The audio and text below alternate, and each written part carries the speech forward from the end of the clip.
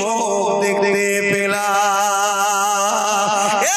যুবকেরা তরুণেরা হযরত জিবরাইল আলাইহিস সালাম বললেন, ইয়া রাসূলুল্লাহ হাবিবাল্লাহ, ওই দ্বিতীয়বার দেখার পরে ওই নূরের উপরে আমার টান আরো বেড়ে গেল। আমি দিবানা হয়ে দেখার জন্য মাতোয়ারা হয়ে গেলাম। ইয়া রাসূলুল্লাহ হাবিবাল্লাহ, আবার ইন্তজার করতে করতে ৭০,০০০ বছর কেটে গেল। তারপরে আবার একবার ওই তারা নূরের দিদার হলো। ইয়া রাসূলুল্লাহ, যতবার দেখি দেখার জন্য আমার পিপাসা তত বাড়ে। এইভাবে আমি ওই তারাটাকে ৭২,০০০ বার দেখেছি। আর একবার উদিত হওয়ার পর ওই নূরটা ৭২,০০০ বছর পর আবার জাহির হয়।